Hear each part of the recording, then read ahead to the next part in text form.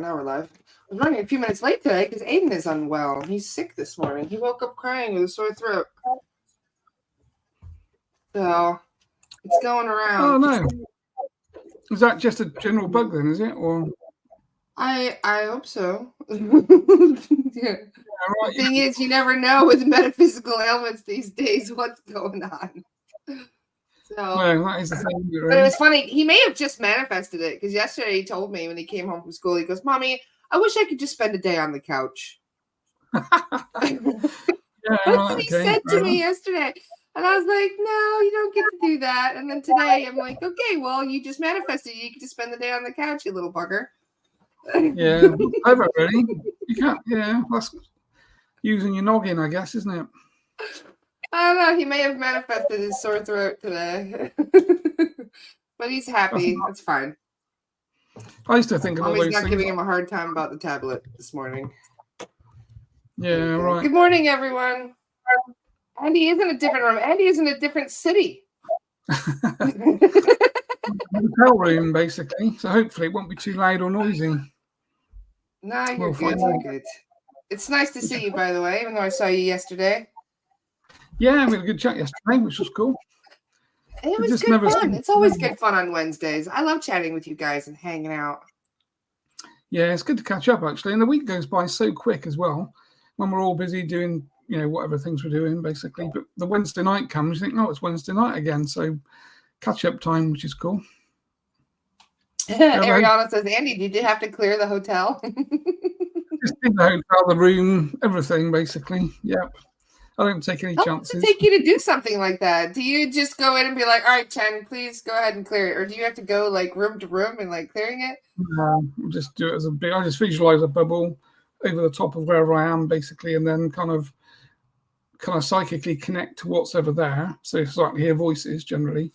And then if it's discarnate spirit, I used to talk to them, but I don't really do that now. I just open the door, call someone in that's happy to take them on group. So their own, each spiritual discarnate spirit that's here, someone from their family comes over. So we see lots of people and lots of doors opening and them all disappearing through. So that kind of moves them on. And then obviously for entities, Chen just sorts that out. So I just say, can you clear whatever's here if there is anything? So he's on that straight away, really. So we kind of do the entities and discarnates in that way. And then I just have a quick look for portals and stuff. And then just kind of visualize, again, like a kind of protective bubble around the room that I'm in and then the hotel and stuff. And yeah. So it doesn't take me very long because I'm obviously doing it all the time. But then you kind of know everything's sovereign. So do a quick sovereignty check on myself, do a sovereignty check on the room, sovereignty check on the hotel, and think, okay, we're good to go. So space is clear, basically. Interesting. So I'm wondering how much we would be able to clear whole buildings this way. Like, let's say, I mean, if it's a small hotel, you could probably do that pretty quickly. But if it's a large one, like one of these, like Las Vegas hotels, it probably take a lot more effort, huh?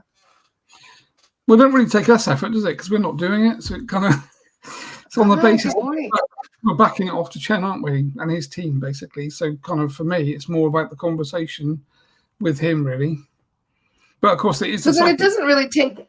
It doesn't take energy away from you then, does it, when you're trying to do that? No, not at all. No, it's just a conversation with Chen, really. So I just see, Meanwhile, the soul guides are sweating. Well, they probably are a bit busier, I guess. I mean, when Chen was in the hospital, back in sort of December, then obviously I was doing the whole hospital every day that I walked in, and every day there were things there. So that was, I could see quite a lot of things being, attracted. But I mean, if this is the beauty of the work we're doing, isn't it? Is that, working with the spirit guides, we're not having to do it ourselves on our own. We are kind of teaming up. And therefore, the timeline is quite short, really, from that perspective. Yeah, we have had some interesting stuff going on with this timeline recently. Things seem to be ramping up. Yeah, things are changing quite quickly, aren't they? Well, they feel like they're changing quite quickly. And I guess we're kind of seeing that playing out on a kind of, on the global stage, aren't we, really? Yes, we are. And it'll be nice to see you in person since we're going to be going to that London event. For those of you who may be interested in hanging out with us, we can talk about that a little this morning. Yeah, do we want to start with that? Since that's kind of topical. Yeah, wasn't it the Mind, Body, Spirit event, was it? Is that what it's called? Yeah. I'm trying to think. Your memory is like amazing, isn't it? You only get told once. Sometimes depends.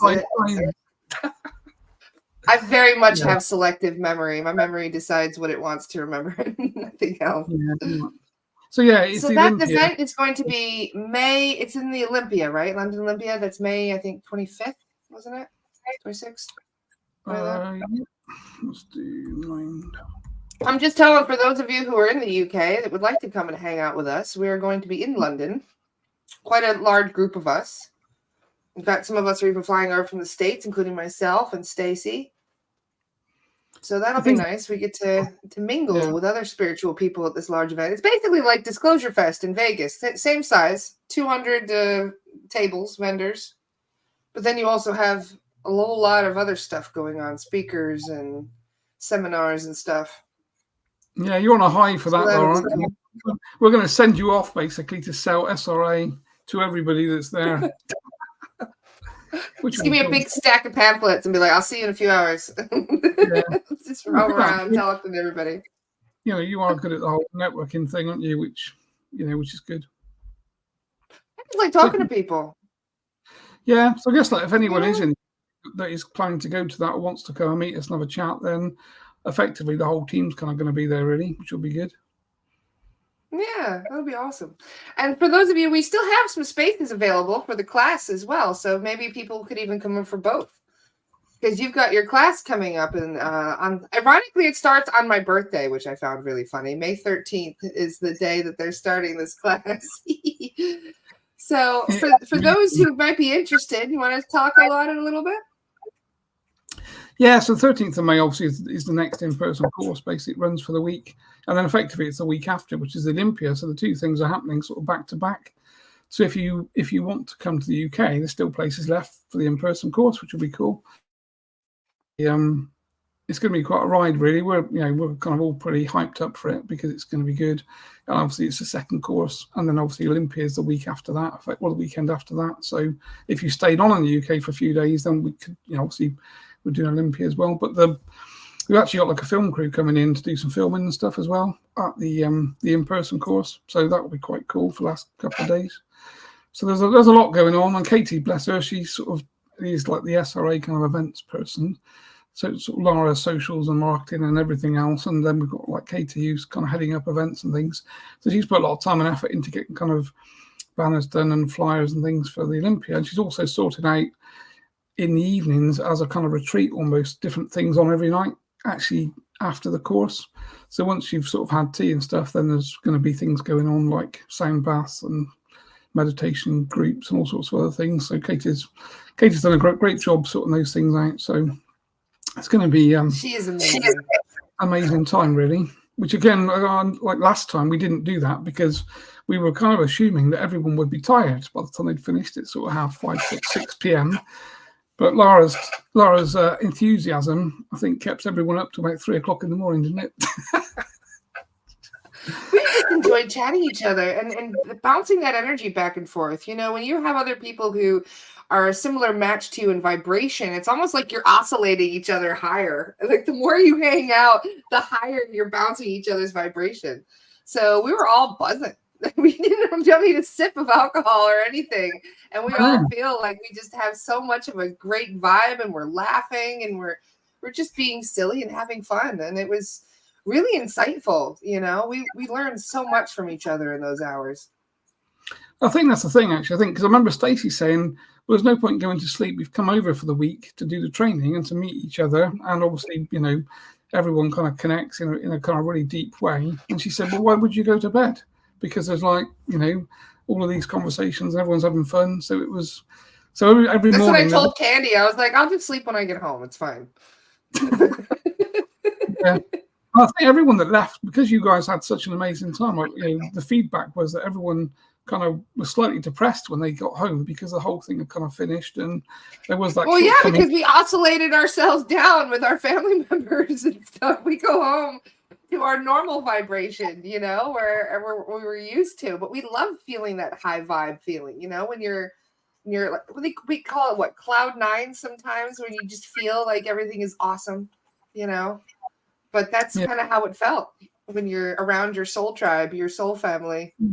Well, I think that's the thing, isn't it? Because most of us live in our own kind of isolated, fragmented space, I guess, and we're talking online and we're doing this sort of thing. But it's not the same when you're actually all together in a room for a whole week, for like 40 hours, 60 hours or whatever. Then you're spending so much time with people just like you, and you're having those conversations, and the whole thing is kind of how it should be, I guess, rather than everyone being in their own little kind of houses and we're all isolated in that way, effectively. Yeah, absolutely. Thank you, Nils. I got him. There's a spammer in the comments. I got Banhammer was out quick. Got him. Yeah, that's the game, isn't it? When the little things pop up and you bang them with the hammer to put them back down. Yeah, there's this theory called dead internet theory. Have you ever heard of it? No. Where they say that they believe that the internet is mostly populated by bots nowadays, and how like most of the opinions and things that you see online, even if it's supposedly commented by someone on social media, isn't real because of all the bots and fake accounts and all that stuff that they do. And this is something I'm frustrated with lately, because I probably have about 3 or 4 accounts a day being made that are duplicates for us. People who will go out, and people are actually charging people for clearings with my name, and it's not me. Yes. And I suppose there's no way. So just be vigilant, you guys. Always check the number of followers, especially if you think I'm reaching out. I never reach out to people and say, hey, would you like me to do a clearing? You reach out to me, okay? You guys talk to me. It's not the other way around. So if you see me advertising in people's messages and being like, hey, I think you need a clearing. How do you, here's my blah, blah, blah. Send me this money on blah, blah, blah. It's not me, guys. Right. So just be careful, because there's a few of my followers that have been tricked this week. Is that the new model then, really? Is it, from spamming and things? Well, that's the thing, people, unfortunately, when you see links, people, when they're sharing links and then you click one of the links, that's how you get hacked. And then once that you've been hacked, they use your account to make it look like it's you that's going out spamming. But then they also create duplicate accounts where they'll steal my pictures and my name and then post it. And then it looks like it's me going around. And then they'll reach out to my followers as me, offering them things. So, yeah. Plus the spam, too. Just the comments, people spamming all day long. It's exhausting. It really is. Just the number of, but this is what social media has become, unfortunately. Many, whether or not you're dealing with NPCs or you're dealing with just fake accounts in general, it's really frustrating. You think about the etheric behind that, though. The karmic stuff won't be very good.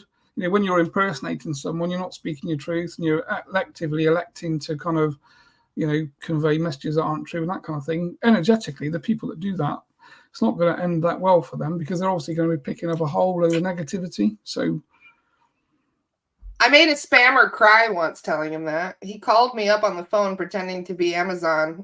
And within 15 minutes, I had him crying because he thought that he was going to be karmically responsible. And I'm like, well, you are karmically responsible. You're scamming people. What do you think that's going to do? Yeah. You think that you're... But, this is the thing. They have to understand that what goes around comes around. Yeah. And I guess that's the thing, isn't it? From a spiritual perspective, obviously, we sort of know how to move and work with energy. So, there are things that you can put in place to discourage people to do that type of thing, if we were doing things in that way, obviously. So, yeah, so having like your own protection in place and that kind of thing is quite a good thing. But obviously, with the creation of thought forms and some of those sorts of things, we obviously could create a thought form on the astral that can obviously protect your data and integrity and identity, and effectively attack people that try to, impersonate or copy you, which would be quite an interesting thing. So let's do that right now, shall we? So how would you visualize that? Would you say something like a little? I'm trying to think of what that would even be like. What creature would be inside the internet that would be like, chasing spammers down? Well, I guess you'd kind of take some of your own energy, wouldn't you? So you create a thought form in meditation with your own energy, basically, that you continue to give your energy to. So you create this kind of astral entity, effectively, and you give it the job to basically kind of protect and maintain your own identity and the things that you do, whether that's on the internet or, you know, your website, whatever else. So you kind of give it a job, really. And then effectively you've got an astral entity that's now got the job of doing that. So it just goes off and does that. So that's kind of, that is so cool. It's kind of what a lot of the occult practitioners do in a negative way. So they obviously do that negatively, basically, when they attack people and they send things to people. We can use it in a positive way, because I do that quite often. So I create, you know, in the meditations and stuff that we do as part of the training courses. So another training course actually coming up in July. So we kind of teach some of this stuff for how to create a thought form, how to give it a job. It kind of is using a small amount of your energy on a daily basis to basically protect you whilst you sleep. So I kind of go to sleep and I kind so of if you set your energy in, if you give it your intention every day, it strengthens it, right? Yeah. So every night I go to bed and I kind of see two like doggy type things either side of the room looking at the door, basically, and they've got the job of kind of protecting my astral effectively whilst I consciously sleep, and also waking me up if there's a problem. So if something comes through the door, you know, some sort of entity or whatever else, then these entities I've created as thought forms have got the job to wake me up consciously so I can come to and do something about it. And I found that works like so well compared to the old world, where, you know, I'd be being attacked by stuff occasionally in bed and that kind of thing, but wouldn't really have a chance to do anything about it until it was too late. Whereas now I'll come to and think, oh, room feels cold, or there was something not right, or okay, there's something outside the door. Then I normally look at the clock, which is on Jane's side, and it's normally like, you know, 2:59. I think, oh yeah, flip figures. So I still go out, use the toilet, basically Chen, clear whatever's just walked in, and then go back to sleep again. So kind of works. You know, I find that's my kind of sort of routine and ritual, really. Have they ever said why it's always nighttime that they mess with us the most? Is it because our guard is down? I think it's the darkest time of night, isn't it? So like 3 o'clock in the morning is supposed to be when the darkness is the most dark. Therefore, there's the least amount of light. And of course, we're fast asleep generally at 3 in the morning. So it's quite a good time that, you know, your consciousness is definitely sort of turned off if you're really asleep by 3 a.m. So they get that sort of window of opportunity. Well, that's the way it seems to be. From my kind of, every time I have problems, it's always like 2:59 or 3. So like 3:33 comes up. So occasionally I look at the clock and think, oh, it's 3, you know, it's 3:32. So 1 minute later it's going to be 3:33, and then, you know, there's something about, well, the dog might bark or something, because he's quite good actually. He'll sit in his bed asleep, but occasionally he does let us know that there's something that needs to be tuned into. But generally with people, so he'll notice discarnate spirit coming in more than entities. Because entities, he just puts his head down, doesn't like it. But if it's a discarnate spirit, he'll kind of bark, or he'll just sort of stare at the corner of the room or the door or something. So, wow. But, it goes to show, like, there are ways of protecting your house, but then it is kind of like a interdimensional highway sometimes, where they just start coming through, especially if you live in an area with a lot of activity. One of my clients the other day lives in DC, and it was funny because I didn't know where she lived, but the guides were like, yeah, outside her door is chaos. Like, they were like, you know, as soon as she steps outside her door, the energies are intense. So they're like, yeah, this is why her house is having issues, because the minute she opens that door, all of that chaos energy comes flooding into the house. Yeah.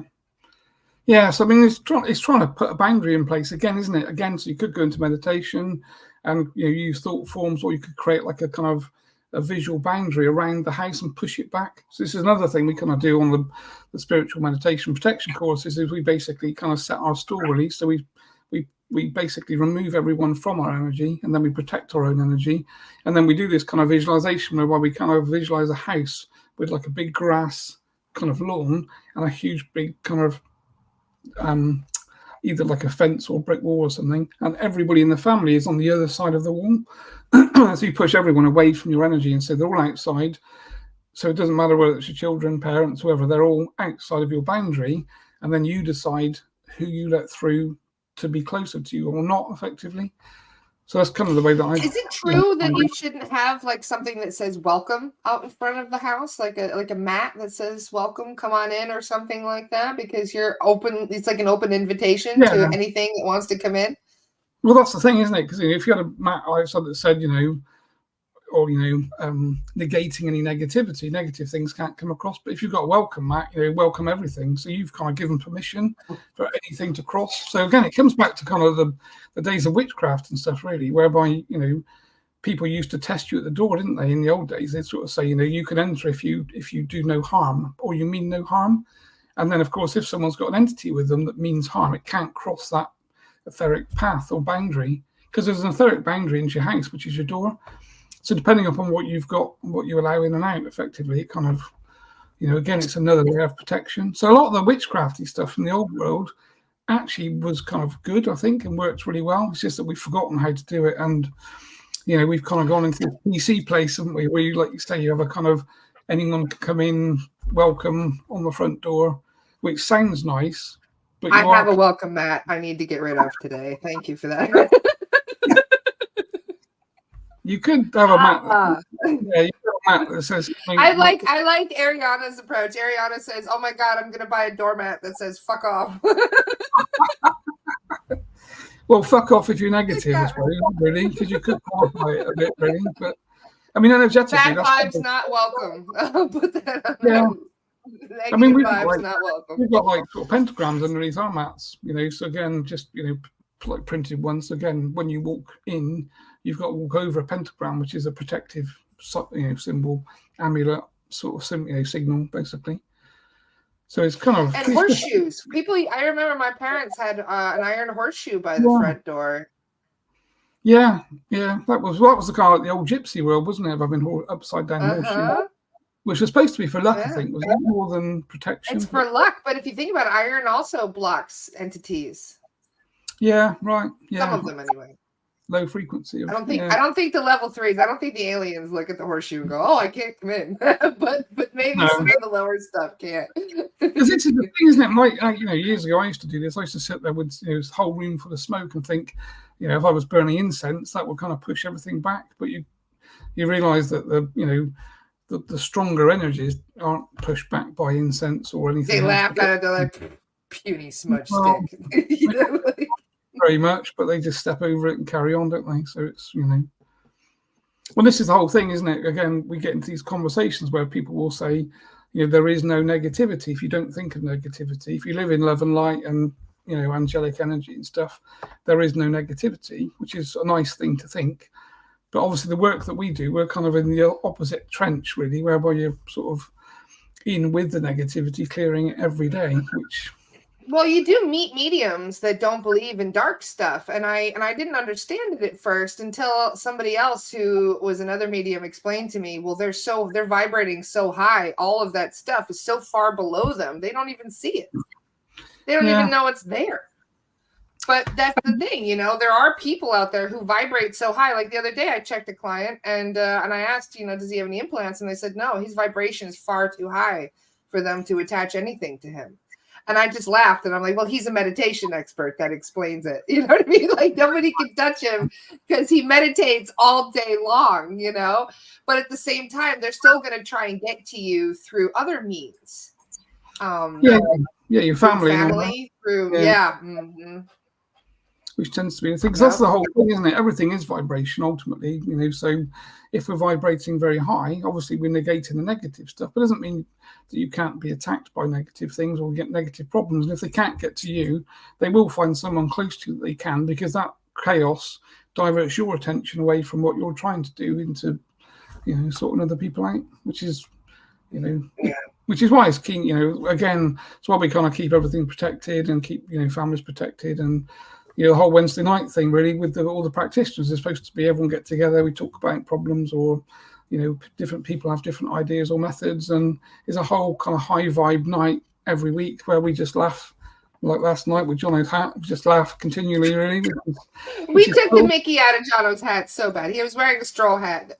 We're like, "Where's the beach, Jono?" Or should I say Lord Webster? Lord Webster. Well, Johnny can take it quite well, to be fair to him, can't he, actually? So he's the best. Don't mind dishing exactly. It really cracked me up when he's like, I do feel energetically charged by all this, the banter that we were giving him. It was really funny. He's got such a good sense of humor. Bless him. Yeah, I think He that's the does whole seem to thing. be doing better. He's healing up well too, which is nice. Yeah, he's You made gotta put him to work soon, Andy. Yeah, and he's had long enough off to rest and recuperate and recover, really. So, but he will be working. Obviously, that course is only in 3 weeks' time or something, so that's going to be, quite a challenge for him probably, because he's, it's going to be stood up for him, and it's quite a lot of high energy and that kind of thing. So I'm sure he's probably working to that date. But also, like I said to him, you'll be ready because the guides will make sure you're ready, basically. So regardless of what you think's happening, you'll be there one way or another. So that was. I'm just also curious because there's been a lot going on. Has Chen said anything about changes recently? Because there has been some weird stuff going on. We've all been feeling it. I don't know if it's because of the eclipse. It was around the time that it started, but we have noticed some really strange occurrences and just things that don't seem to be coincidental. Just wondering, has he said anything about what things are ramping up lately?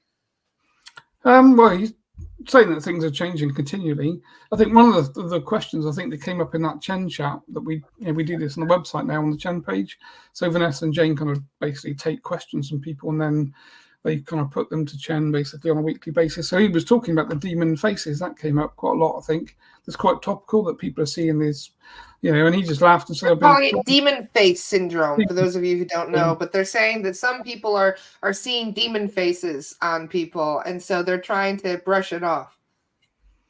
Yeah, and like Chen's saying, he'd been talking about it for 5 years, really, that everyone's going to start to see these other entities, and that's kind of what's happening, really, is that not to say that they're demonic people, but obviously the people that see somebody and their face changes and they look different, you're just seeing like an energy that's connected to that person in the same way that, we can see each other, spirit guides, being mediums and that kind of thing, or if there's discarnate spirits stood with you, then a medium can see that. So you can see these other energies, just that more people are starting to see it.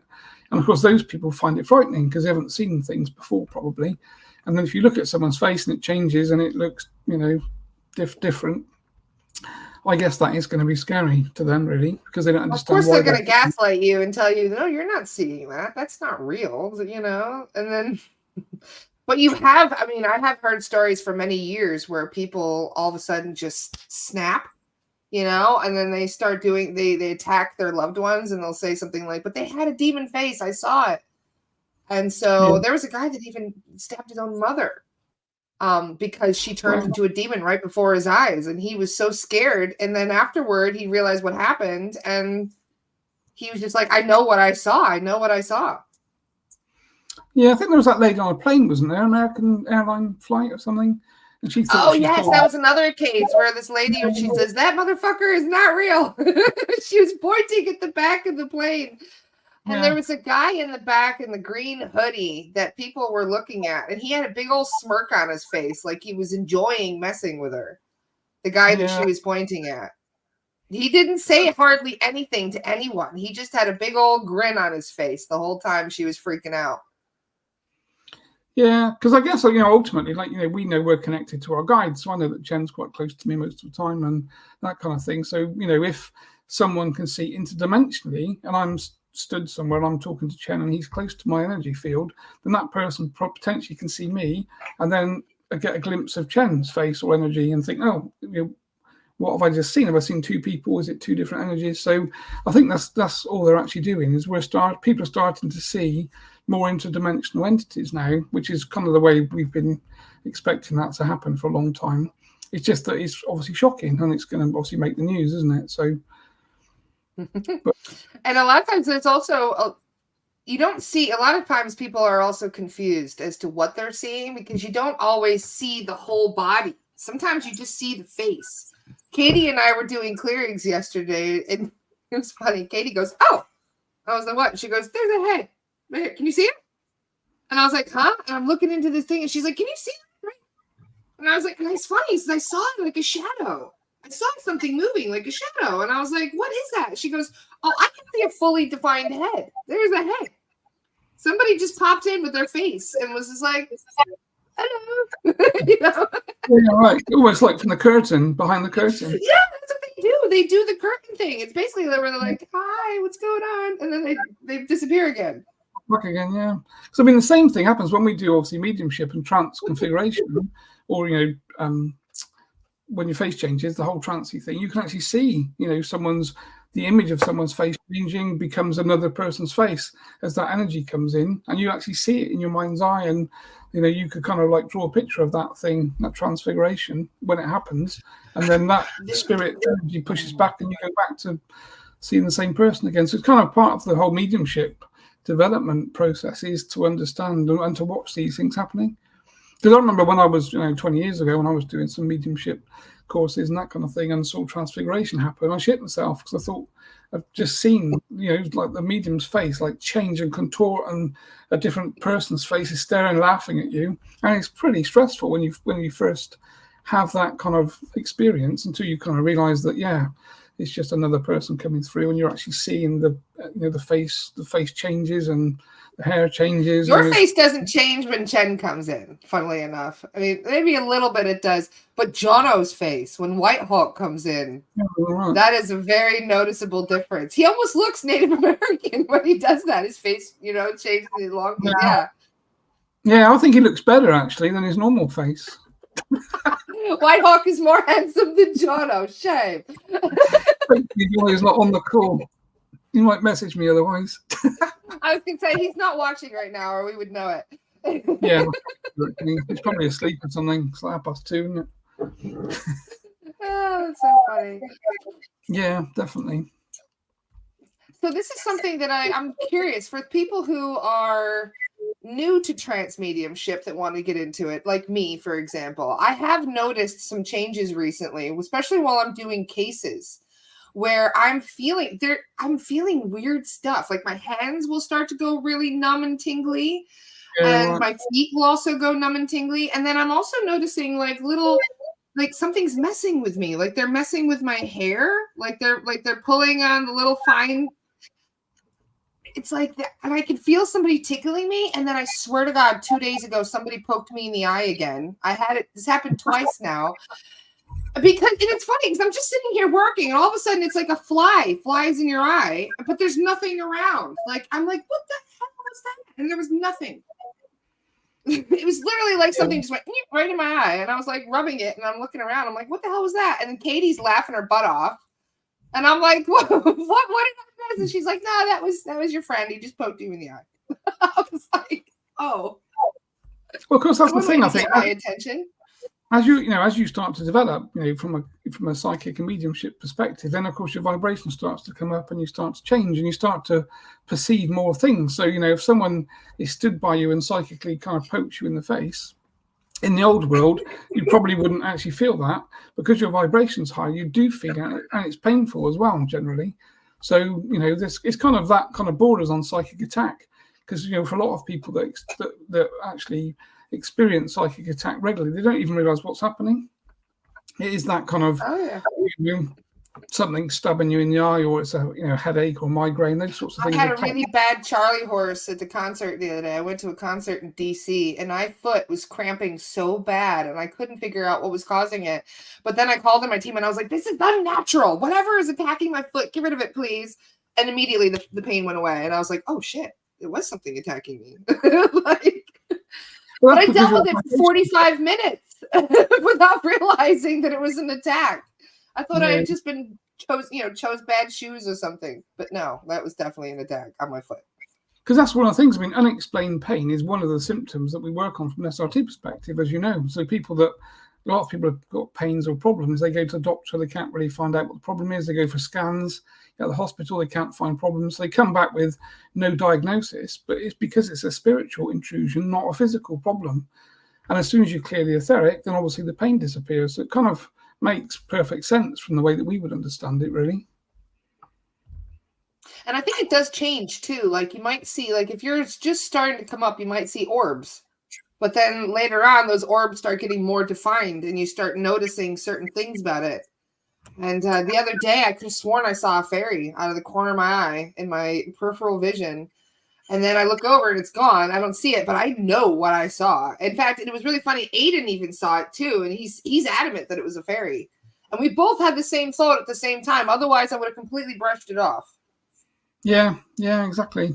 But I mean, that's the thing, isn't it? Because again, when we start working with spirit, this is the whole thing about this whole process in terms of doing the courses and the training things, whether it's our meditation courses or the SRA, in whatever courses, when you start to intellectually decide to do these things, the guides sit there behind you and go, okay, so that's what you want to do, right? Then we need to align you with the right spiritual teams to take you on that process. And, I think we were talking last night about a lot of the facilitators that join these courses start to very quickly have mediumship experiences and start to progress that way. Because, of course, you're working with mediums all day long, every day, as you are with Katie, you'll start seeing the same things that she's seeing and perceiving the same things intuitively.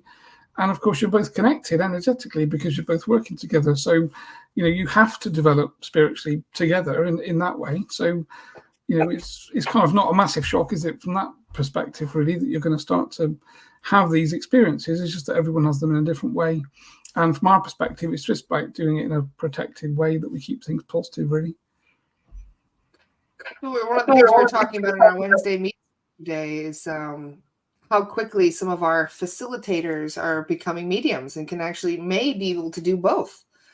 Because, it's like there's not as many mediums out there for signing up for things like this. But at the same time, there's more and more people developing their mediumship abilities every day. We are all mediums, every single one of us. It's just that sometimes those muscles atrophy through misuse, or, I think a lot of it is also to do with the energy centers as well, right? Where certain chakras are activated and certain things so it's like they activate you, but then you must develop the skill once that continues. You know what I mean?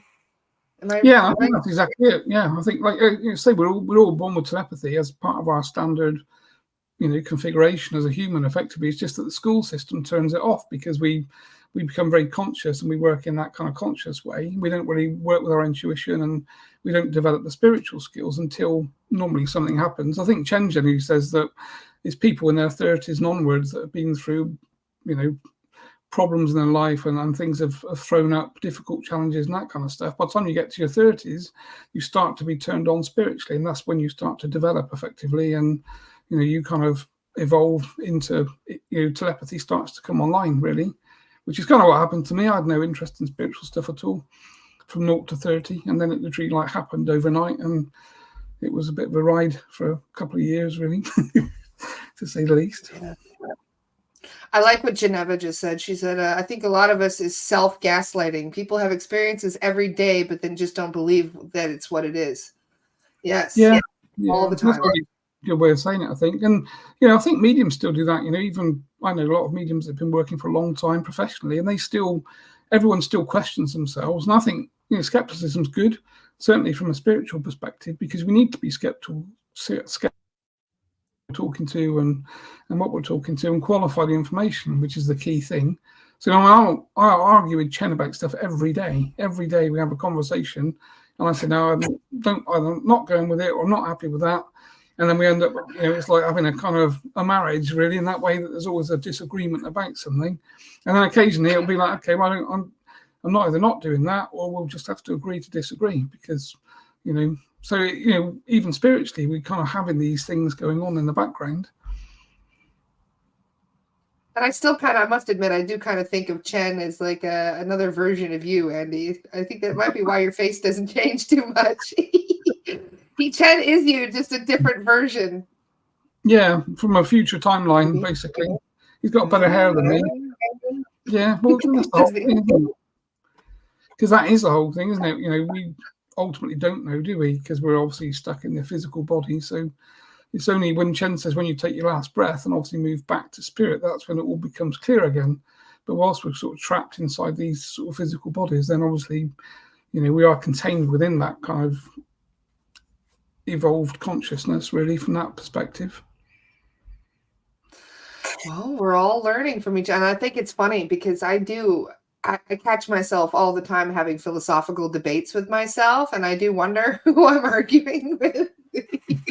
So it could just be my own soul guide now rather than myself, or it could be another version of myself. That's the funny thing is. Steph says you have good hair. He must have great hair. I'm sure I think his hair comes right the way down the back, doesn't it? Mine is great, really. Mine kind of just ends up like a big fuzzy ball if I don't cut it. In fact, there is a picture.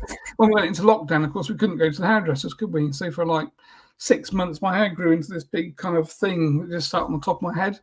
And then one day Jane said, I need to cut that because it just looks ridiculous, because it was just this big kind of like, bouffant hairdo. So, which she actually quite liked doing, because she quite likes hairdressing or chopping hair and stuff. See, there you go. You went feral. Yeah, it does happen occasionally, which is cool.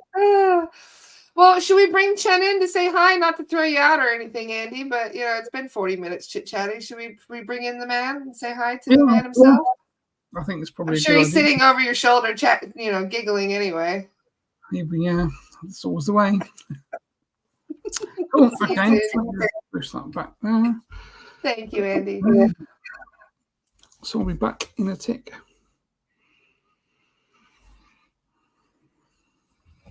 Good day to you all. Hello, my friend. How are you? I'm wonderful. How about yourself? I'm fantastic. I feel great. I'm very excited to speak with you today. Yes, I've been looking forward to the conversation as well, of course, as always.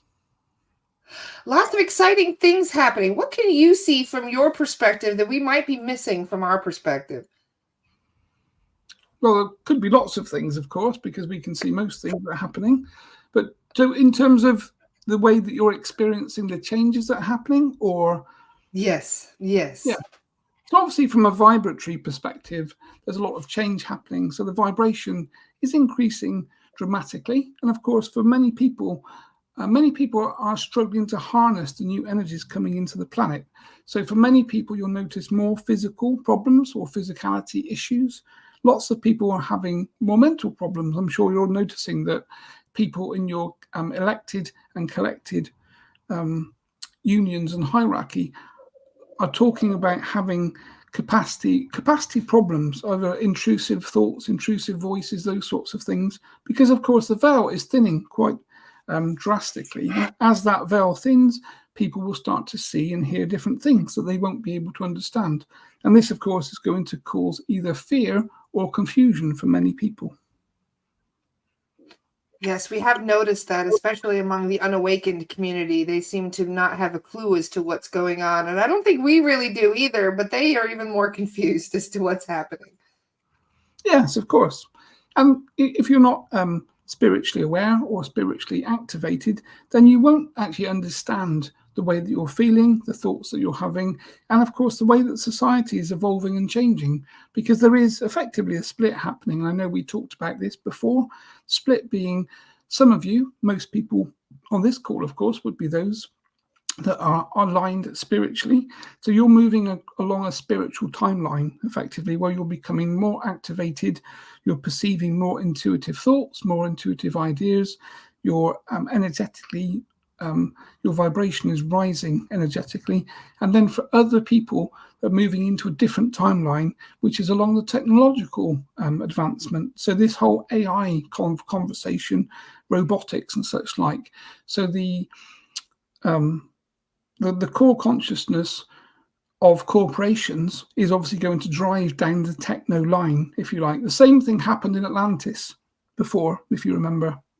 Most of you are here incarnated in Atlantis. So Atlantis had the same thing. People became very spiritually aware and connected to other entities and other guides. And then you had a proportion of society that basically didn't want to do that. They wanted to control, and they wanted to move into a controlled society and environment. And this is where that timeline split off in half. And of course, as most of you realize, that Atlantis self-destructed to a certain degree. So it's almost as though a repeat is happening now from that perspective. And most of you should be able to see these two timelines moving in different directions. So does that mean there's another timeline where Atlantis was never destroyed by the flood? Yes, there's multiple copies of everything. So there's multiple Earths vibrating in different frequencies, of course, with different energies and entities evolving on them. So, but in terms of your physical timeline, so you're on a 3D planet and you're encapsulated within a certain frequency band, which is where all of you humans, as you see yourselves, are. But inside that frequency band, there is a split starting to happen now. So technology is going in one direction, and this will be the whole integration of technology into the human. Your wording, I think, is transhumanism, most probably. Yes. And then you have the spiritual evolvement of people like yourselves that are coming online spiritually, and you will go off in a different direction, which will change your frequency and push you into a different timeline, most probably. Interesting. Wow. So these other timelines, how many of them are we? I shouldn't say how many, but if we want to shift to a better timeline, we do that by raising our own personal vibration, yes? Yeah, so the actual path split effectively is a vibratory one. So again, everyone vibrates at a certain frequency. We know this. We talked about this before. So as you increase your vibration, and to increase your vibration, you change your thought process. You clear yourself emotionally. You obviously eat and ingest better food. So you start to increase your vibration. As that happens, you will automatically move on to a different timeline. And of course, those people that are incorporating technology into humanity, into their human bodies, will be kept at a very low frequency, and that low frequency of control will disappear in a different direction. So you will start to notice people that move out of your circle. This is how things will be perceived from you in your human body, is if you are around people that have a very low vibration, you will just start to not perceive them anymore. You won't hear of them. You won't bump into them in the street. You won't see them. They'll be basically traversing a completely different frequency that's outside of your remit. And what you will do, of course, is you will start to mix with and attract people into your frequency of vibration that are higher. So you'll start to notice that by elective choice, you become more positive, because you start to spend all of your time with more positive people like you. And the more negative people in society, the criminals and the crooks and the people doing negative things, will start to disappear out of your purview. Oh, that would be so nice. So what's things going on with the cabal? Because I have noticed that the so-called leaders, the self-appointed leaders of this planet, are kind of freaking out right now. They're building bunkers. They're getting really emotionally distraught. Do they kind of know that their end is coming to a close here? Well, they know that the timeline is separating, basically. So, of course, the timeline, if you look forward, some of the science fiction programs and films, of course, were developed and written by people that have a view into the future. So they're obviously able to traverse the astral, and they can look at different scenarios, if you like. So almost like if you remember, there was a film quite a long time ago, which was a Terminator. I think it was a Terminator. Mm-hmm. I think yeah, it was, you got it. Yes, Mr. Schwarzenegger was the yes. So that is a timeline, basically, that they want to happen. They want to move into that timeline whereby the natural part of the planet effectively becomes disseminated into a almost autonomous robotic worldview. So you have effectively robotic entities that you engage with from humans to start with, and obviously they will be perceived to be good. So they will be carers, they will be people that will look after you, they will be machines that you integrate with and you buy your food from, they will be robotic machines. So this whole concept of automation and technology collecting together to service humanity is the sales pitch, really. But of course, the actual ultimate goal is that all of you will actually be incorporated into the robotic AI system, almost like a hive. So you become part of a hive type of control, in the same way that the bees all connect together. They will vibrate at the same frequency, and they have the hive concept. So the mother bee or the queen bee sits at the center, basically, and all of the workers go off and do their things.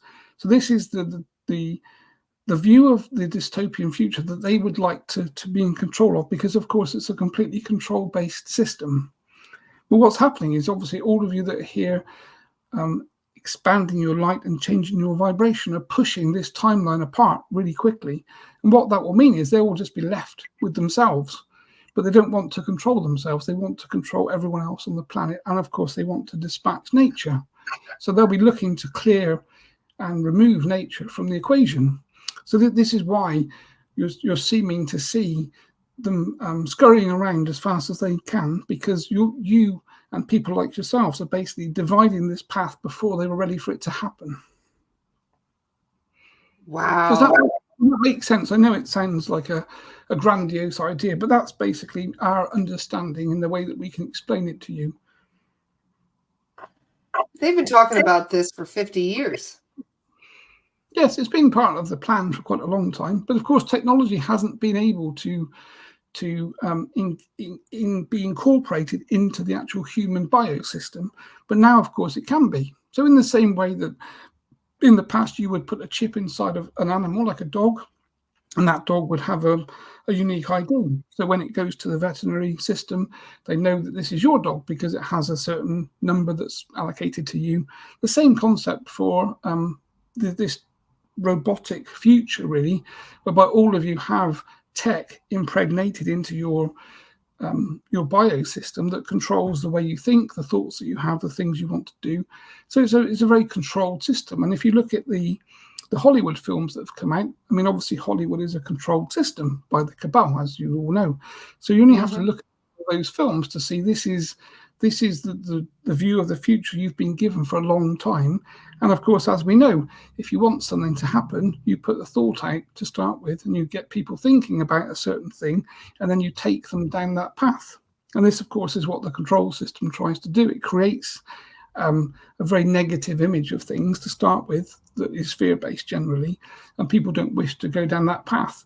And then they back it off slightly. So what they say is it won't be as bad as we perceived it would be, but this is where we would like things to go. So they basically create this kind of this target end goal, and then just back it off, and then keep working towards it in small increments. I remember you were talking a little bit about how they've been basically terraforming with radiation, and this kind of fits in all to that, doesn't it? Yes, it's the destruction of nature, really, of animals on the planet. So the planet is a vibrating biosystem that basically is self-managing. And obviously all of the things that they're spraying in the air, the pollution, and obviously the radioactive elements from technology are slowly starting to kill the backbone of nature, really, which of course is what humans need to survive. And I guess this is probably what you're seeing with the farming aspect. You know, farmers are being vilified now, whereas if you reverse 50, 60, 100 years, farmers, people that made food for other people, were seen to be very positive and very good.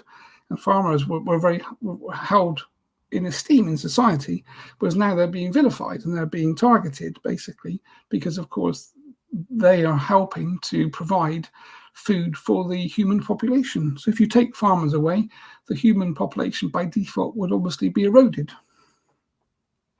Or controlled by the corporations rather than the people who are like us, you know, the salt of the earth people who have been basically caretaking the planet and trying to do it in a way that we can live with the planet rather than against it. Yes, and then of course there are religious groups that work in that way. As you know, in your country, there's lots of religious groups that work hand in hand with the planet, and they have their own societies and their own ecosystems. They have their own rules set, and they have their own laws and such like that they work within. So these are, if you like, caretakers, even though it might be wrapped around a religious construct, but they're basically caretaking the nature aspect of planet Earth in that way. And of course, you see this with all of the native tribes around the world in different places, that most of them have a spiritual backbone where they connect to other energies and entities, their forefathers and other archetypes that they work with to basically keep the ecosystem balanced. And this again is where the control system is trying to erode and remove these native tribes and these native people, because of course they're actually holding the energy and they're holding the vibration. Very interesting. Many of them do not take jabs as well, which is another thing. And they serve raw milk and all sorts of stuff that we, you know, have had to change because the government has making us adopt all these new policies. So, yeah. I mean, most of these new things don't really work for humans if you look at it. If you look at the way that you're supposed to be interacting with the planet, you're supposed to be living off the fauna, the plants of the planet. Animals were provided for you to eat, so carnivorous animals, and animals eat other animals. The whole ecosystem relies on each species being held in control by a species above to a certain degree. And effectively the same with the human population. It was supposed to be self-serving and self-fulfilling to that way. But of course, when you have a control system, the control system always wants to take control. And the way of taking control is removing the nature biosystem and ecosystem from itself, if you like. So from a corporate perspective, they would love you to take a tablet every day, which would provide you all of the nutrition, vitamins and minerals that the human body would require. And there wouldn't be any requirement to have any other food at all. So that would be the panacea from a corporation, because of course that means they'd be in control of everything that you ingest. Yeah, I'm sure. So I'm wondering now, this timeline is getting further and further from a possibility, though, in at least from our perspective, because we're raising the vibration and we're doing some pretty impressive things lately. So this isn't something that we really should be concerned about, because many of us are already on a better timeline trajectory. Yes, people like yourselves won't really be affected because you won't be on their timeline.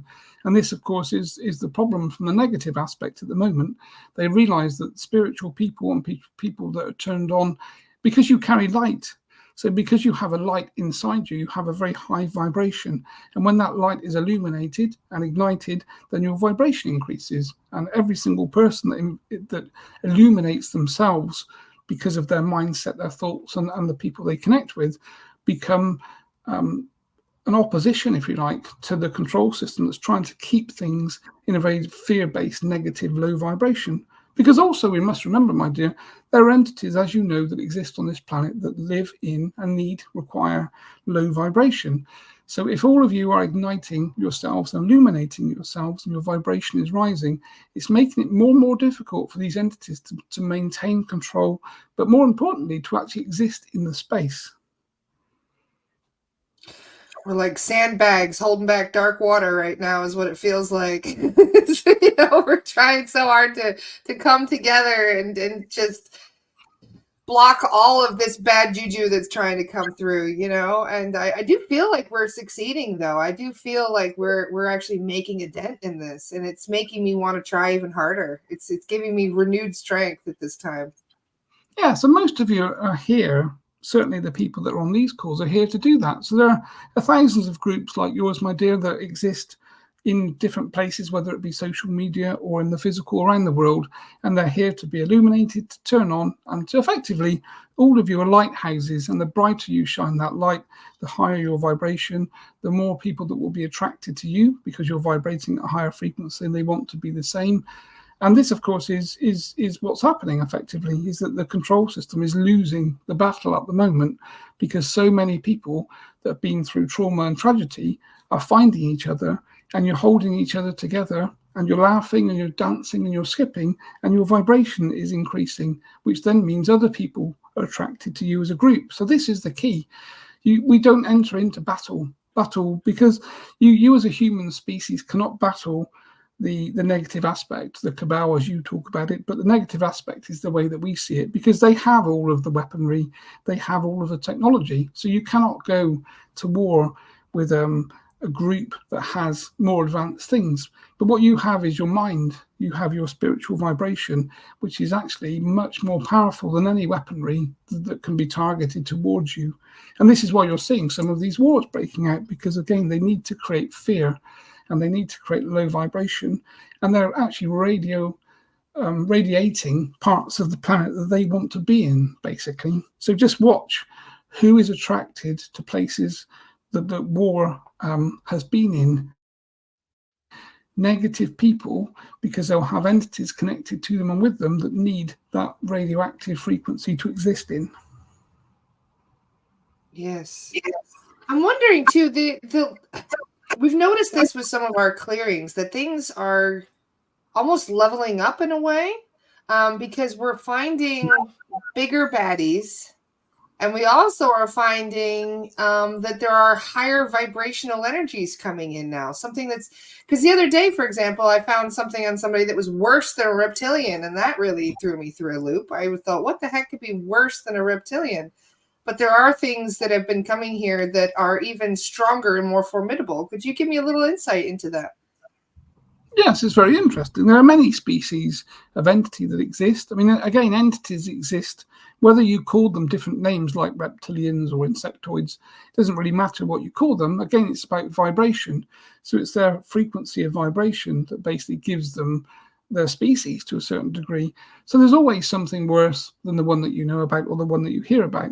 But of course, what's actually been happening is the negative aspect has been trying to open portals to allow through some of these more negative vibrations with the goal of obviously holding the planet's vibration down.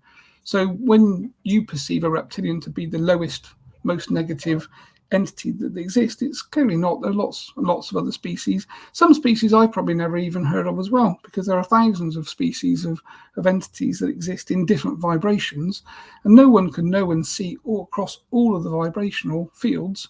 Because if you think about frequency of vibration, the scale is enormous. And of course, it doesn't really end. So there is no 0 frequency, as there is no 100 frequency. The frequency bands generally are dictated by what you see or what you can perceive. So the human eyesight obviously can look in a certain frequency band. You can't see ultraviolet and you can't see infrared. So if entities are stood next to you that are vibrating in those frequencies, you'd have no idea or perception that they were there. So the negative frequency, again, is almost infinitum to a certain degree. And it works the same way in higher vibration too, then, because I saw the other day somebody said that there is something even higher than an angel that was coming in, and that they weren't able to come here until recently because the vibration was too low. So now we've been raising the vibration. There's even more high. It's like we're doing the opposite too, where we're bringing in higher vibrational beings to counteract and balance what they're doing. Yes, this is the whole concept of what you're doing, basically. As all of you create a union and you change your vibration and make it rise, then of course the whole vibration of the planet starts to rise, which then means entities that vibrate a very high frequency in 5D or 6D are able to actually come into the space, whereas they couldn't before. And this, of course, is why the negative aspect will be trying to lower the vibration to create even lower vibrations, whereby more negative entities that vibrate at those lower frequencies can also come in. So both things are basically playing out together at the same time, if you like. Certainly making it exciting. Yes, it makes it interesting. I mean, you must remember this has been going on, forever to a certain degree. This isn't a new thing that's happening. It's just that all of you in your physical body, in your physical life today, and therefore it affects you today because you're trying to live in a physical planet in a 3D vibration, and obviously things are electing to change. But these things have been changing and existing, for millennia to a certain degree. And there are many species of entity that you would never have seen, that you don't have words and names for, the same as planets and stars and other astrological, again, vibrations of frequency that, again, are not known by humans, that you haven't seen, you haven't given names to, etc. So, it's the whole picture is bigger than you can possibly imagine from the way that you understand things. Wow. You've left me speechless again, Chen. Thank you for explaining that. My dear. But of course, the key thing to remember is, regardless of how big the framework is that you're in, you're still here in the physical, and your vibration added to the collective makes a huge difference. So each one of you that have been through traumas and pain, stressful times, bad things have happened to you, just being here, eating and drinking, smiling and laughing, you're adding your vibration to the collective, and that is changing things for everything else on the planet and everybody else, of course, as well. Wow. We have more power than we realize. Yes. I mean, so from our perspective, you don't need to be something. You don't need to do something. You don't have to be, a spiritual warrior in any particular way. You just have to wake up in the morning, smile to yourself when you look in the mirror, and notice you've got a few more grey hairs and a few more lumps and spots and things because your body's aging. And you need to cherish the fact that you're still alive, you have woken up, and you're here. Your vibration's still here, and you're here to make change. And then just go about your day. You kiss your children when you say goodbye to them and send them off to school. You hug them when you come home. You hug your husband or your wife. You connect with your family and you smile and laugh. You don't need to do or be anything. You just need to hold the space and hold the vibration. And if you can laugh and open your heart chakra, which of course, as you know, my dear, is my key saying, is that you must laugh every day. This is why we say it, because when you laugh, your heart chakra opens. Then you change the space and you change the vibration collectively. So one of the things you could do, my dear, is you could do like a weekly meditation where everyone joins a call and all you do is laugh, or you all pretend to laugh, or you all connect and you talk and you have fun. So you all light up, because that's what we would see. If we looked at you spiritually, we wouldn't see your faces and your physical bodies. We would see light, and we would see that light grow brighter and brighter as your heart chakras open. And this was what we were trying to do with the audience with Chen things that we did before, is we were opening the heart chakras and trying to clear old trauma so that all of you can vibrate at a higher frequency, because this is where we need you to be.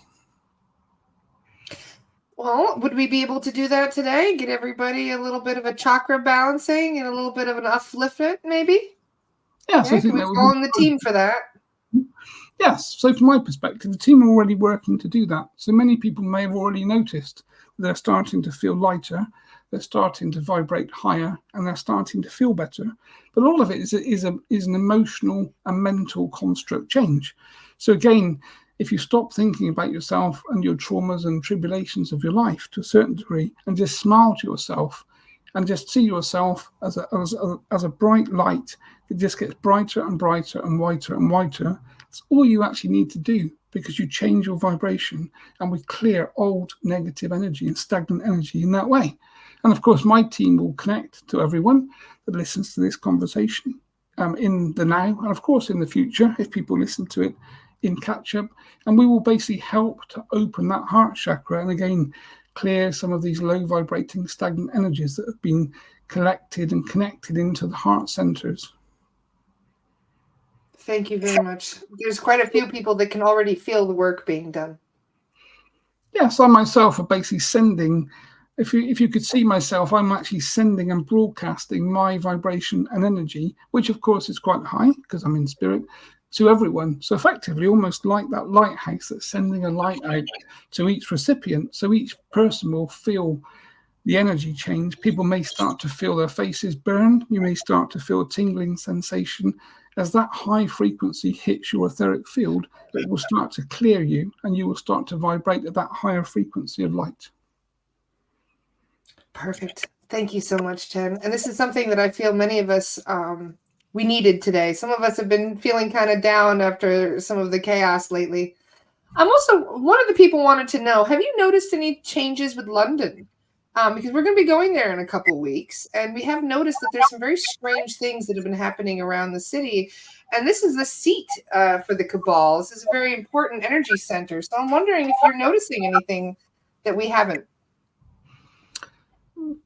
A lot of these cities are the centres, effectively. So the London being a financial centre, effectively, for most of the world to a certain degree.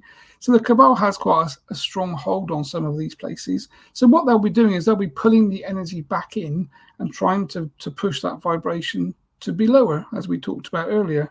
So people that live in places like London will notice there'll be more negative news, there'll be more negative media, there'll probably be more events that happen, so criminal events, those sorts of things, because that vibration energy is being pulled down. And also, of course, as we said before, technology will be being switched on en masse.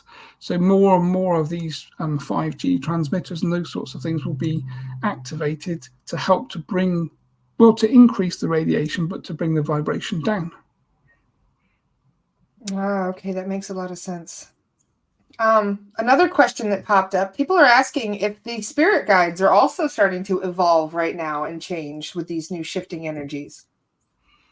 As all of your frequencies evolve and increase, of course, the guides can come closer. So the intuitive thought they can give you will be easier to process and come through. So if you can imagine like a very low vibrating sort of thick, almost like gloopy energy, to try and get a thought through that is quite difficult.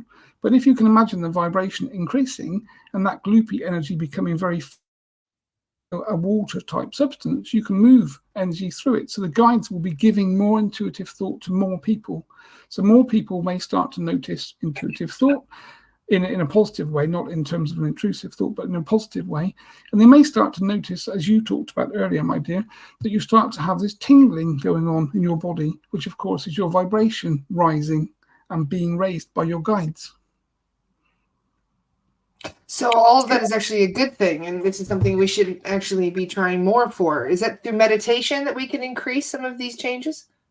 Yes, I mean, meditation is the key way because, of course, the conscious mind is turned off when you meditate and the subconscious is activated, and therefore telepathy comes online immediately.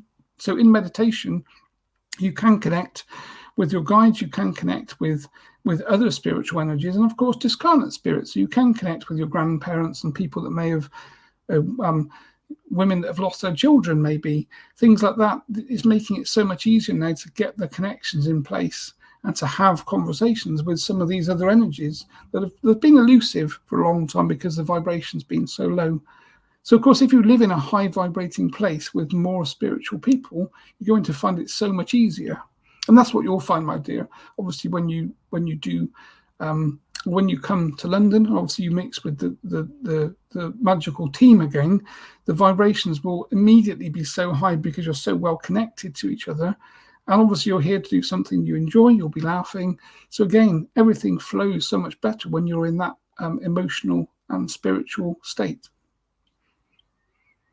How exciting. Wonderful things are coming, and I can feel this is probably why we're getting kind of like a renewed sense of strength right now. Like it's like a second wind, is kind of how I feel. So it's a positive thing. There's so many positive things happening, but of course you never get to hear about them. This is the big problem, isn't it, really, is that unless you actually listen to channeled information from entities like myself, you don't really get to hear the positive changes and all of the things that are happening. You just get to hear the negative aspect. And of course, the negative aspect controls the physical media. So you're never going to hear or see anything particularly positive in any type of media that's being controlled by the negative aspect. So this is also where, again, probably new ideas are being incubated by people and companies to have positive news outlets and positive news websites and positive newspapers, so that the places that you all can go to hear about the positive things that are happening and to see positive videos, rather than just a continual same old of people dying, people being caught in wars. The news is very clever. It just broadcasts unfortunate events to you. It tells you about someone died in a car crash, someone died here or there. There's never anything positive they talk about. They just basically lace the whole vibration with negativity because, of course, it's upsetting for you because you're a human biosystem and you're emotional, and your emotional centers are affected by the things that you hear. So it's a case of turning off that vibration and not listening and not allowing yourself to be controlled negatively, but obviously aligning yourself with positive people, positive groups, positive thoughts, positive energy, and then your illumination becomes magnificent from our perspective. Oh, that's a wonderful thought, that we are such bright lights when we're in high vibration. Yes, and this is what you're doing with obviously you've started a website, my dear, haven't you, whereby you're collectively pulling the right people in, people that have a high vibration, people that are interested in spiritual involvement and spiritual things. So you're already doing these things. You have a voice and you have a platform. It's just for people that are listening to this conversation, it's turning away from the negative aspect. And the negative aspect, of course, generally is your family. Most people have negative people in their family that tell you the negative things. So you may not watch the news, but people will tell you about it because, of course, that's their vibration and that's where they live. That's where they spend their time. But you are manifesting positive life and positivity. So you need to turn away from all aspects of negative vibration and align yourself with positivity. And you will feel better because you're emotional. Thank you very much for that insight. That's very helpful. And I think a lot more people need to do that. Just switch off the negativity, stay away from it, and just say, nope, I'm sending that back to the kitchen. I don't want it. And this is obviously, this is the reason that quite some time ago I spoke to young Andrew. We developed the concept of these pendants that he makes and zappers and all these sorts of tools and things, all things that help to change your vibration. So if you look at the concept of the zapper, obviously that's basically cleaning your blood.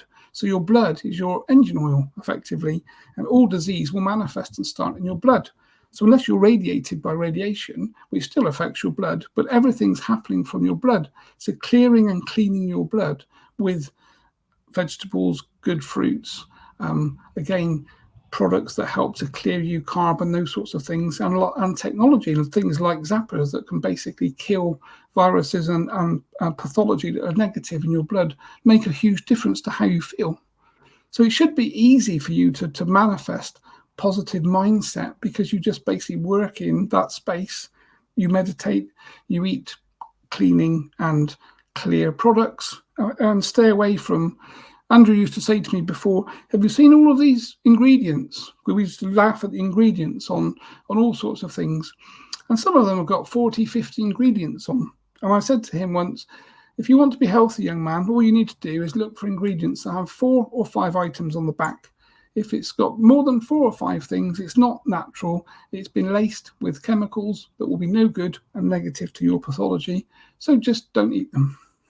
And of course, he came back and said, but I quite like KFC chicken, which apparently is, of course, laced with all sorts of chemicals and toxins. But this is the thing, isn't it, of course, that the food has been adulterated and tainted to taste nice, even though effectively it's toxic for your pathology. Yes, indeed. There's a lot more than herbs and spices in that chicken. We'll have to get on Andy about that. Yes. Thank you. Yes, that will be interesting. I will enjoy you having that conversation with him, my dear. Because, of course, he's not perfect either, because it wouldn't be perfect because he's human. So he has to evolve and live a human life and have all of the trials and tribulations that everyone else has, because that's part of your elected choice. And this is why it's so good that people like yourselves can do this work spiritually. And then, of course, when we finish the conversation, you turn yourself off and you go back to your normal day, your normal life, and do your normal things. So one of the things that people are most curious about, and somebody just asked a second ago, is they're wondering if this is a timeline that we can see the matrix, the artificial 3D matrix collapse.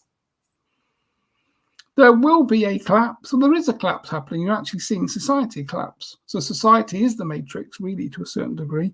And I know I talked before about the control grid, which effectively is the financial system. So these are matrices that are collapsing in front of your eyes. And all of you should be seeing it, because it's happening every day. Yeah. Does that make sense, my dear?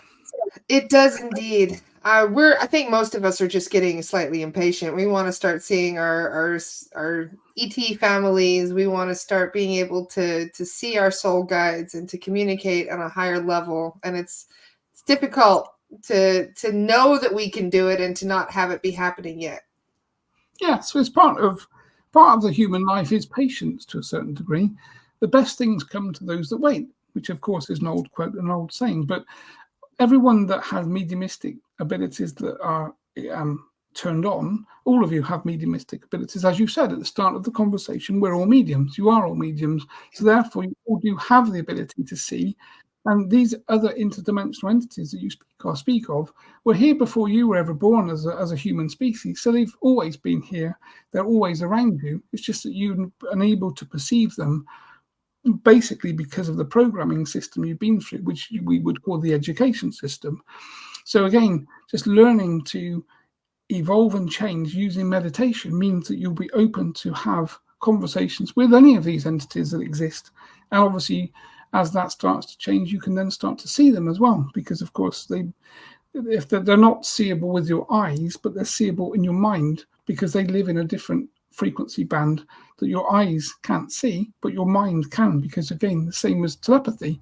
When you speak to me or I speak to Andrew using telepathy, he's not hearing my voice through his physical ears, because his ear canals, ear duct, and the brainstem aren't designed to do that. He's hearing me using telepathy, which is the part of the brain that's been activated, if that makes sense. We can activate this, or do we also need help with activating that from our guides? All of you can activate it. You just change your frequency. It's as simple as basically. When I say as simple, it's not as simple as in a 2-second change, but it's like everything. It's work in progress for you as a spiritual species to change. So you connect to your guides and you say, I want to be able to hear and talk to you using telepathy what do I need to do? And of course, the answer coming back would be, you need to go on a spiritual development course where people that understand what they're doing teach you to raise your vibration and teach you to tune in to other entities using your telepathy. So this, turn that dial and tune into a different frequency band. And in that frequency band, you can hear your guides and other entities speak. But of course, it must be done in a safe way, because if you tune that dial into a frequency band where lots of other species exist, they can all talk to you, which of course is why people that are schizophrenic end up in hospitals, because they can hear all sorts of things, mostly negative, and this of course drives them mad. I see. And it's not as simple as turning it off either. You have to, is this something like, for example, if you're somebody that doesn't want to hear these beings, you can't just turn it off, can you? Or is that something that you have to choose at a higher level? Well, again, it's a frequency. So most people that are schizophrenic, or people that are hearing those sorts of interdimensional entities, have done so through substance. So they've taken some sort of drugs or substance or chemicals that have basically opened or created some sort of opening in the third eye or in their consciousness, and then they can see and speak to these other frequencies. But of course, they can't then turn it off because you've opened the door. So there isn't a chemical or substance that then blocks and turns you back off. So people that take substance that chemically changes the way the brain works and opens them up to different frequencies, it's a one-way ticket to a certain degree.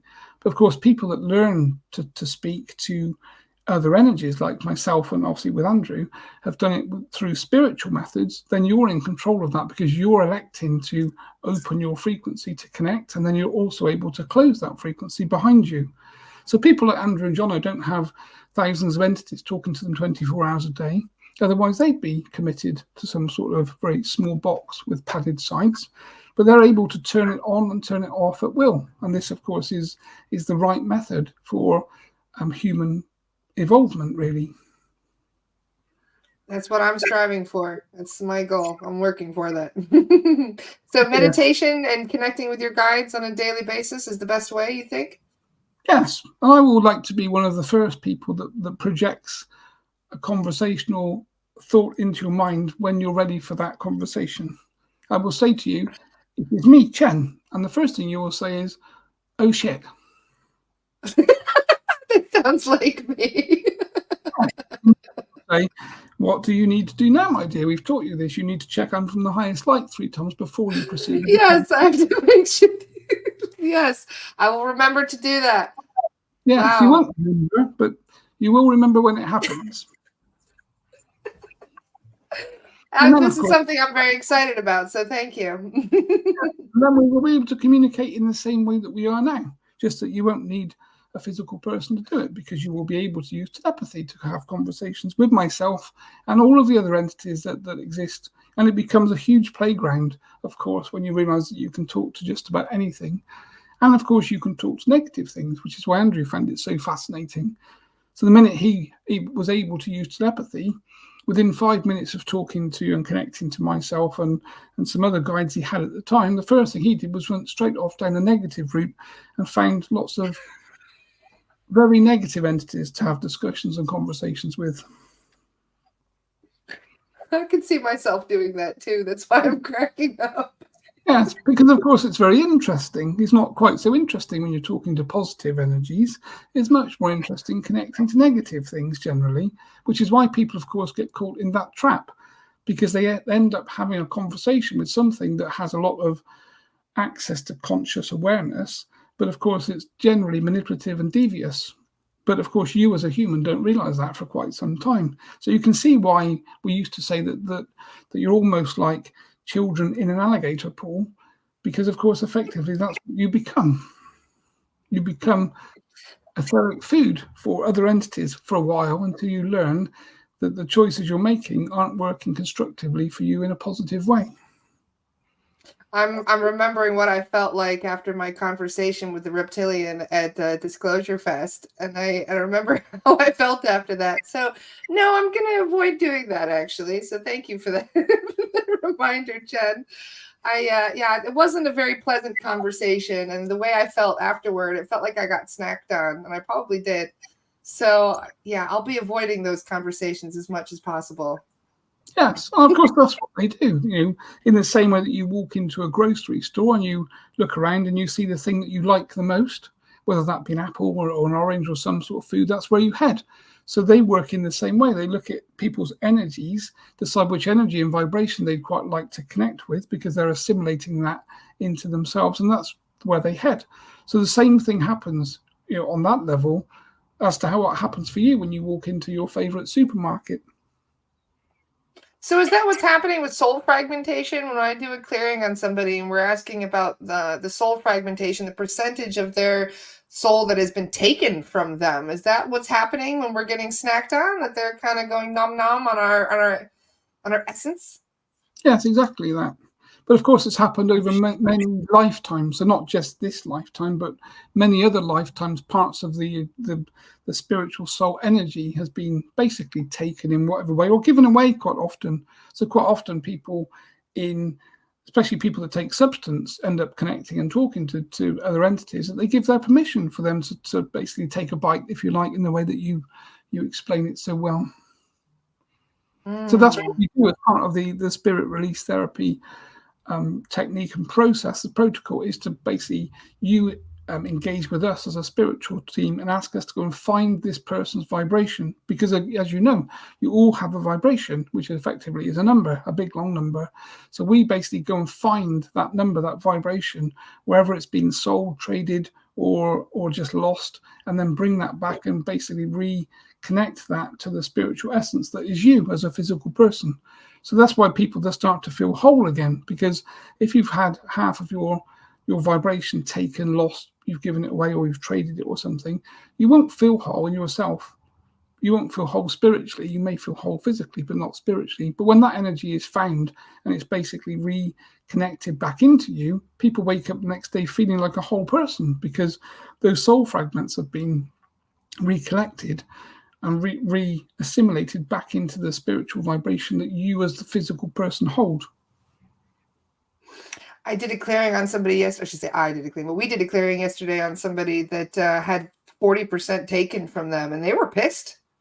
Intuitively, they knew this had been taken from them, and they were quite angry about it. They were very emotional about getting those soul fragments back. Is there something that they may be getting back? Like, is there certain aspects of those fragments they need to heal once they have them back? Does it trigger anything within themselves once they get those returned pieces? Yeah, it's a very intellectual question, my dear, which is what I expect from you. So if you think about what a soul fragment is from a conversational perspective, it's part of your energy. So basically, when you go through trauma, generally in childhood, certainly for people that have been abused in one way or another, especially sexually, then you lose part of that energy, or the vibration is low, it's in fear. So other entities basically can take some of that energy. So of course they've taken part of your personality effectively. So when we find and reconnect those soul fragments back, the personality should change because you become whole again. So the parts of you that have been lost, or parts of you, there may be parts of you that are enraged and very angry because you've lost part of your energy. But when those soul fragments are reconnected, that anger disappears overnight, because of course we've reconnected all of those vibrations back into your spiritual essence. Wow. Thank you for explaining that. That's very helpful, and it resonates deeply. Good, my dear. So this is why the work is so important, because you can see the change. Most of these changes to people spiritually, you can't get there physically. So you couldn't go to see a doctor or medical professional and attain the same level of change, really, because of course these are spiritual parts of your vibration that you don't have access to, and no one in the physical has access to. You have to have a spiritual entity and a team that do this work for you. And this is why the union between yourselves and ourselves is so positive and so powerful. Thank you very much, Chen. And we are so grateful for everything that you've done for this community, and that, we will do together in the future. I feel really, really big things that are going to be in the works. Yes, well, we are seeing enormous change really with your community and with yourselves. And obviously, the more people we can train to do this work, the more change we can make from a societal perspective, and of course from a planetary perspective. So each one of you that comes online and understands how we work and what we do, the minute you come online, we connect you to our team behind the scenes. And our team is effectively, it's not my team, it used to be my team because it used to be me. And there used to be a few other entities when the glorious Dr. Palmer was around. But of course, now the team, our team, which we call effectively different names, but the collective energy spiritually is huge. And our vibration is massive. And we can make huge change to places, to people, and to space. And that's what's starting to happen. We're starting to space clear. So when I started, I was happy to clear people. So we work on one person at a time. And then it became quite obvious that trying to make change from planet Earth wasn't really going to happen on a one-by-one concept. So we started to do this group work, group clearing, and now we're starting to evolve that into a different place, a step change again. And of course, the other thing that's happening is other entities are coming forward. So we have Dragonus, the dragon energy of old, is now online, illuminated in our vibration and our space. And we're working with, you would see them as dragons in the way that you portray them physically. We call them Dragonus, but that energy is now online. And that's not been online in planet Earth for a long, long time. And you'll start to see change. And of course, dragons, or the dragon energy, was always perceived to be fire. So expect to see fire in negative places, because fire clears. So when you see places that are superheated for no reason and catch fire, and things are burnt down or things are changed, then just work on the assumption that Dragonus is probably behind that. Because, as you know, if you have an area that catches fire, everything is basically burnt, and of course that creates carbon, etc., minerals and nutrients that go into the soil, and the new life springs up from those burnt areas. So the same is going to start happening in the 3D from our perspective as we start to burn and clear the very low vibrations. So expect areas of cities, maybe. I can't say too much, because of course there are limits to my conversation, but obviously you get the general gist. So Dragonus is online, is my giveaway, really. How exciting. I'm ready for seeing some new energy coming in. So that's that gives me some new light to warm myself by just thinking about it. So thank you, Chen. Yes, I mean, it's a marvelous time to be here in the physical. You really don't understand how lucky every single one of you are to be here. You may have difficult lives and difficult problems and problems with money, but this is an incredible time to be a human physical person on planet Earth. Thank you very much for that reminder. And we have another chat planned for tomorrow that I'm very excited about, and we will be doing it on a platform on our Astara network that we created, so that way we can talk about whatever we want, and we don't have to worry about the censorship. So I'm very excited to have that candid conversation with you again tomorrow. Yes, my dear, and I'm very grateful for you for providing a platform where we can speak openly, because of course young Andrew has basically wrapped my knuckles a few times with some of the conversations that we have had and some of the way the conversation has gone. So I'm very aware that I need to curtail some of the information that I impart with everyone on this particular platform. But on your platform, of course, it's a different game. It is indeed. Yes. So I'm very excited about that. Thank you for all the insight today, and thank you for the healing that you've provided with us. And I'm just so grateful you're here and as a part of this team. Thank you, Chen. We love you. Yes, thank you very much. And I love, of course, you all too, as to my team. And as I say, the healing that we're pushing out now will continue for the rest of the day. So if many of you feel odd sensations, especially tingling, high vibrations, you may feel your heart skip a beat potentially, as low vibration, stagnant energy is cleared and moved away. So anything to do with the heart center today, don't worry about it as a negative thing, see it as a positive thing. And I will say good day to you, my dear, and bring young Andrew back. Thank you, Chen. See you soon. Hi. Your eyes, when you first come back, they're so big. I can't see anything when I first come back, generally. Sometimes you're cross-eyed when you come back to it. It makes me crack up. It does look a bit weird, doesn't it? Well, but the thing is, he hasn't actually had my eyes open, has he? That's the whole thing, really. No. So when you open them, and you never know what we're gonna see. No, I've got no idea. Basically, what I see is blurry for the first 10 seconds until the water sort of disappears, and then kind of, then I'm back. I wonder what he said now. It was really funny. The other day, Katie's soul guide, Nim, came through, and Nim wanted to see. So he opened his eyes, and he's looking around, and he's like looking at everything, and he's looking at me, and he's talking about my aura. And I was like, it's so cool that you get to see me, Nim. And he's like, yeah, it's really neat looking through the eyes. So then he had his eyes open for like 15, 20 minutes while we were doing a case. And then Katie came back into body, and she was like, did he even blink? And I'm like, I don't think he did. No, for 20 whole minutes, he didn't blink. She had her eyes super good open. When she came back, she couldn't. She kept like blinking them repeatedly because her eyes were open without blinking for 20 minutes.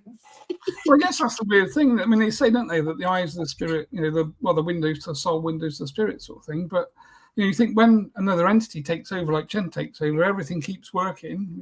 Your body's still working, but for some reason, the eye thing, and generally, the whole high vibration, you get a bit of a headache, or I sort of from my head can be quite warm for like an hour or something. Like that vibration's been so high, and then you're kind of bringing it back down to your normal sort of level, really. But the eye thing is, I wonder why. How come sometimes when you come out, you're burning up? Sometimes when the mediums come out of trance, they're like taking off layers immediately. They're like, get this freaking sweater off of me.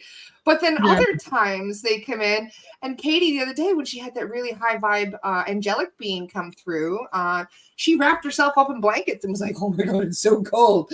So why do you think there's such a difference in temperature, and why it's so like sometimes it's hot, like really hot? Yeah, I think it's how they regulate it. Because I used to sweat. So I used to put my arms up. You can see now, basically, I've got like really, I wasn't sweating before and now. So there's like a physical. The body is vibrating at a higher frequency, which creates obviously heat, basically, which is sweat. But I think a lot of it is the vibration of the spiritual energy that's coming in. So, when we were doing that first session back in November, when I sat by Katie, if you remember, when Nim first came in and we did the first client test of the protocol. She was freezing. I was freezing, sat next to her. I could feel like this freezing cold, I was just sat there, not shivering, but I could feel it was pretty freezing. So it's when they come in that they're changing you in that way, aren't they? And of course, as they get used to doing things with you, then obviously your vibration's changing, and it's up to them to kind of manage. It's not as much of a difference. You like acclimate to the energies. Yeah, and of course, the more you do it, the more you get used to. If you're working with the same guide, they get used to what they do with your physical, and you get used to how kind of they work. Because I'd be like that, I could just have sweat dropping off my forehead and neck was wet, and I'd be wet under my arms and stuff, and think I need a shower once Chen's been in. But now it's just a bit more heat sort of thing. Well, this is what I'm also noticing at night too while I'm sleeping. Like some nights I'm absolutely freezing in my room. It does not feel cold, but I feel really, really cold. And then other nights I'm sweating like crazy. Last night was one of those nights where I woke up like 4 times with the sweats, and it was so annoying. For some reason, just burning up. That's an age thing. No, don't tell me that. No, you're too young for that problem. I'm trying to enjoy my 30s here.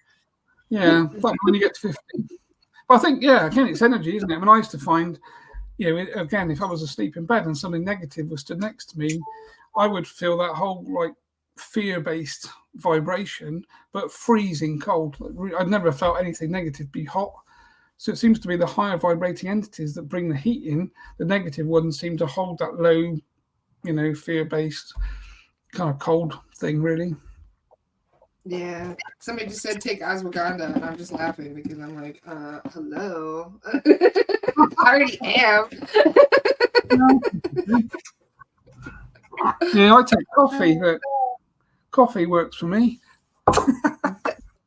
Something tells me that coffee is not supposed to help that particular thing. No, not really. Well, I don't really have that thing, do I? So because I'm up and down all the time because Chen's in and Chen's out and. Do you even need coffee? Can't you just be like, Chen, give me a zap or something?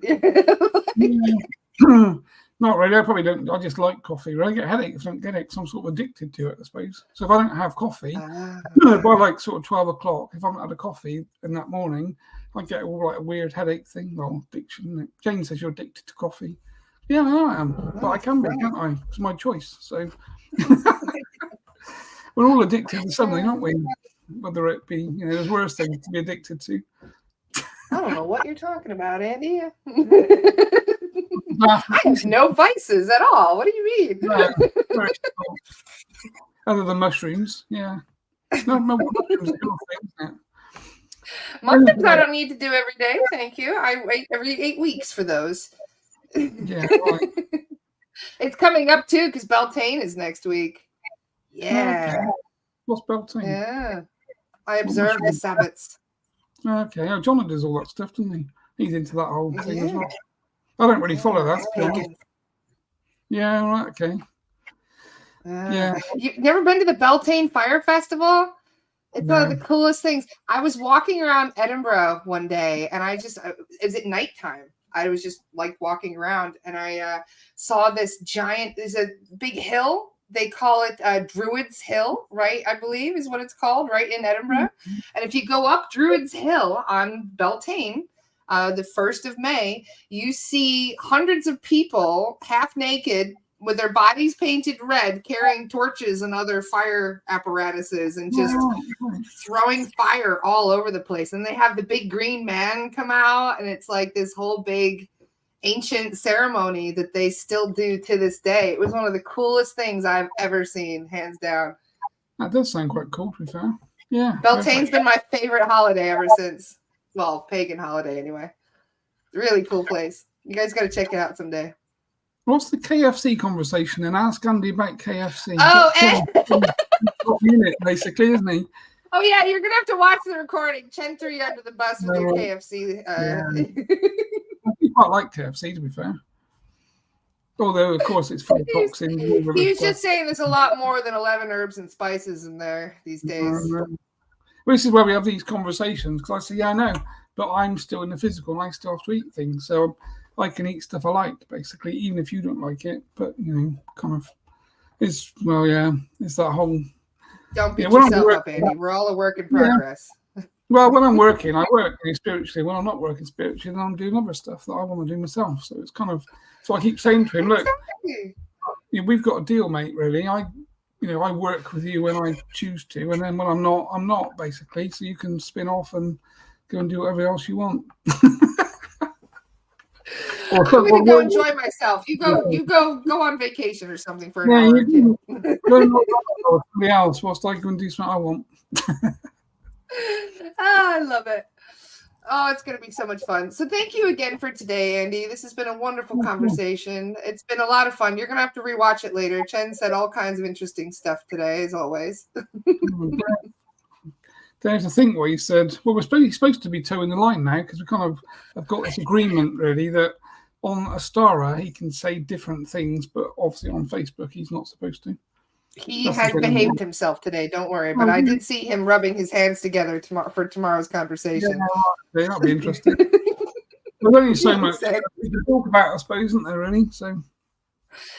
Well, I did save some questions for tomorrow because I didn't want to get any red flags up or anything on there. So I am going to be saving some interesting questions. But if you guys are going to come up with some cool stuff today, you can always message me or tag me, and I'll ask your questions as well. Because there's a lot of really cool stuff that we could get out of Chen, I'm sure, if we ask the right questions.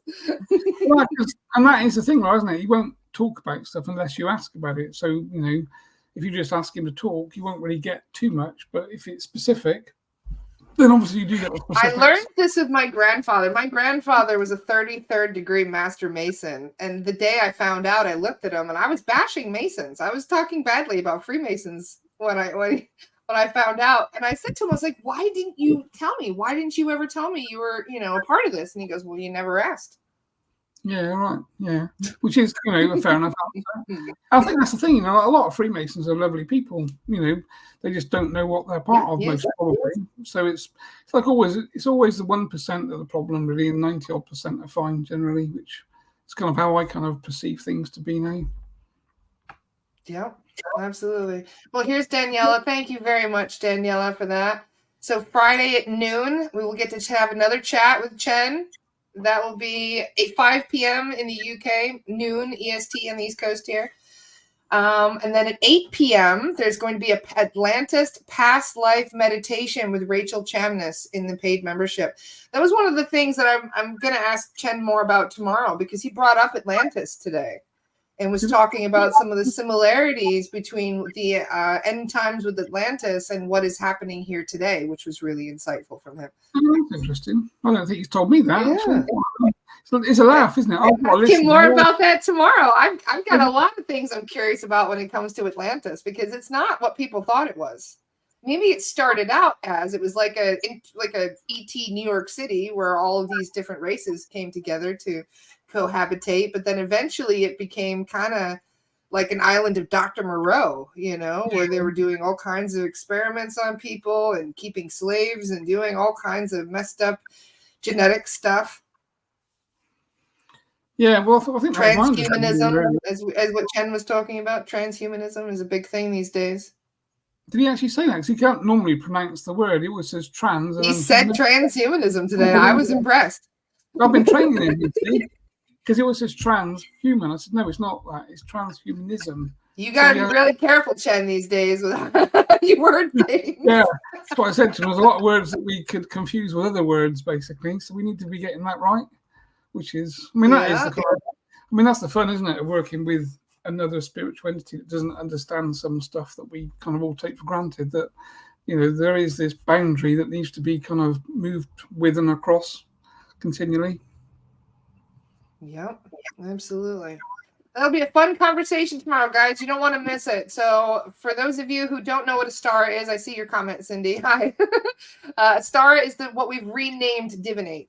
So if you go to astarcommunity.com, you will be able to join our chat tomorrow. I'll have a link for you guys after the podcast tomorrow. But basically, yeah, we're just going to have a wonderful, candid conversation in a private setting, so that way Facebook can't bite us on the ass for the things we talk about. Which will be good. Yeah, definitely. I think my perspective, just a case of, obviously, we've still got places on the SRA course if you want to come to the UK, and we're going to have a ball. So there's that. And obviously, I've got some places left on my spiritual and meditation self-development course as well that I think is in July, August. So if anyone's interested to do that. And that's on your website, right? HenryPorter.com. Yeah, get that for them. And he's got all kinds of resources on here, guys. You should check it out. He's got ways you can book appointments. He's got information about Chen. He's got info on his events and workshops and talks and courses. He's got YouTube videos, audio meditations. He's got his Organite that he's selling, and his website is so busy. Yeah, no, I can't. Jane will ask me a question, so I don't know. I can't find it. I can't find my way around my own website half the time. So there's that much on it now with obviously the pendants, pebbles, and Jane's been making some key rings, and obviously the zappers. We've got a whole big box of zappers, and then books have arrived for the. So I've got this Katie's event on Sunday, I think it is, isn't it? That's right. Yes, we should plug that as well. Katie's got her big event this week. I'm going to be basically putting it up for everybody to see. Yeah, so we streaming to you on here for that event. Yeah, Like streaming it live, wasn't she? Because I was going to do a psychic surgery demo, basically, and Chen's going to come in and have a chat. So we were actually going to get some people up on the couch, work on them from a kind of psychic surgery perspective. And I think she was talking about streaming it to your page. Yeah, I'm going to stream it across all the pages for you guys. So that everybody can kind of, so we'll have an online and an in-person audience for you guys to check it out. Fabulous, that'd be cool. So if anyone's in the UK and around the Wiltshire area and wants to join us, we will be at Katie's event in Melksham, basically in Wiltshire, on Sunday at whatever time. I can't remember because Jane hasn't told me. Well, she has told me, but I listen. Apparently, I never listened to anything, Lara, as you can imagine, because I can never remember anything. She said, you were supposed to be on Lara's chat. I said, yeah. That's tomorrow. She went, no, it's today. It's 2:00 today. Okay, cool. I'll just write it on my little pad. You have an amazing producer. Tell her I said thank you. Without her, you'd never see me because I'd never be on anything. For those of you who are interested, contact Katie on Confident Soul Katie if you're in the Wiltshire area and you would like to go to the event on Sunday. Katie's got a whole big cool event that she's set up. So make sure you check it out. And then for those of you who might feel like traveling, there's also the class in May that you don't want to miss, and the event at the Olympia in London that I will be coming to and hanging out with you guys at. That'll be fun. Are we streaming that as well then, Laura? The Olympia. Probably. Yeah, cool. Yeah, it's gonna be real. Well, I don't know. It's gonna be really loud, but there's gonna be a lot of people around. But we'll stream something. We'll hang out. Yeah, cool. Perfect. We'll make appearances every day. Yeah, be good. Awesome. Well, you and I have another meeting in 10 minutes, so we do. We'll say goodbye to everyone. Yeah, we do. We're never a dull moment. We're always busy. Love you guys. Have a wonderful day. We'll see you all tomorrow. See you soon. Bye, guys. Bye, folks.